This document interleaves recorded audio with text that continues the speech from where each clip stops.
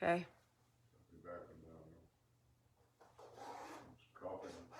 Please. Thank you.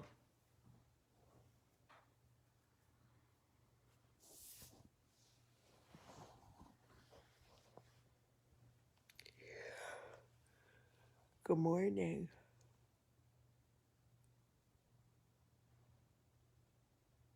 Good morning. Happy Easter Monday. My children are off today, so I took the day off, which is nice because the weather's kind of yucky and I have a bunch of stuff I want to do to get ready for the week. I want to prep food and I want to finish cleaning. And I have to take Olivia to get shoes for the 8th grade dance and blah, blah, blah.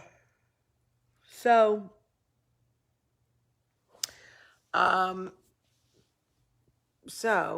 my eyes are watering. Anyway, I hope you all had a nice Easter and that you enjoyed time with your family. If you celebrate Passover, Ramadan, whatever it is, I hope you're enjoying whatever it is. I was just reading the news, reading the update on Ukraine, and trying to pray for peace and thinking about forgiveness. And what I learned, this incredibly helpful tool that I learned about forgiveness yesterday at Mass. We went to Mass yesterday to see wanted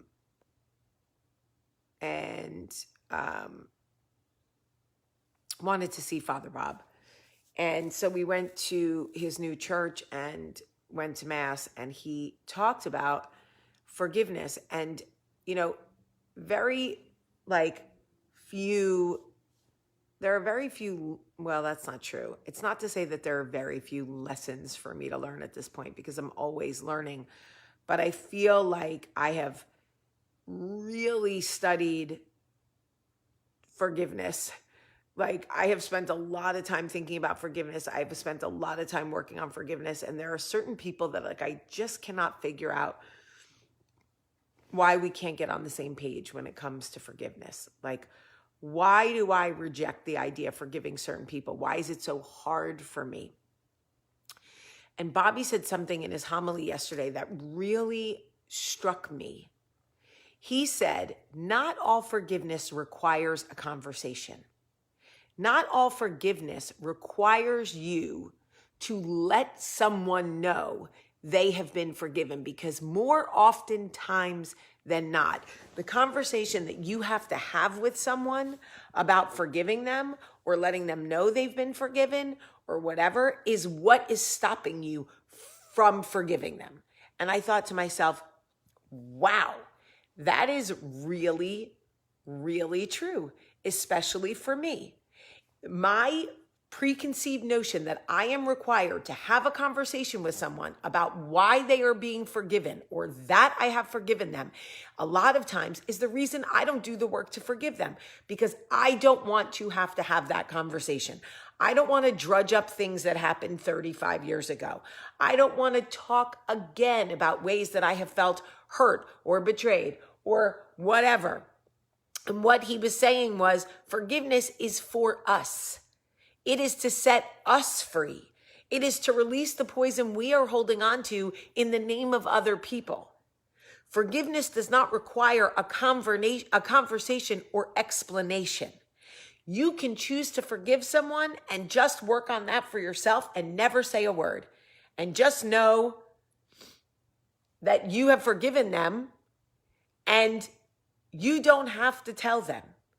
You can avoid the conversation that you're avoiding and still do the work and still forgive them. And I'm telling you that this simple concept set me free, because there are people that I want to forgive, but the idea of having to have a conversation with them to explain it or to get closure or to let them know that they've been let off the hook, I can't do it. And what he was saying was, that is not required of you. You are called to forgive, but you are not called to explain. You are not called to update. You're just called to forgive. Jesus doesn't say, hey, forgive, and then make sure you provide a thorough update. And by the way, even if you don't believe in Jesus, you don't even have to be Christian. You could be so far on the other end of the spectrum. If you are putting off forgiveness because you don't want to have a conversation with someone, I am you, and I understand that. What you can do is choose to forgive someone and work on that in your own heart so you can release that and never say a word. And when you see them, you just feel differently because you've done the work and you've forgiven them. You don't have to talk to them. You might smile, you might not, whatever it is. But I cannot tell you how freeing that was for me. Like, holy crap. I am holding on to all this poison because of conversations I am avoiding. Guess what? I don't even have to have those conversations to do the work. So I'm going to get busy forgiving people I don't want to talk to, that I never have to update, ever. And I love it. It'll just be for me to know and you maybe to never find out. And I love it. And for those of us that have settled into abandonment, spaces of abandonment, that works too. If you feel abandoned in your life, you can forgive the people who have abandoned you and not ever call them to tell them.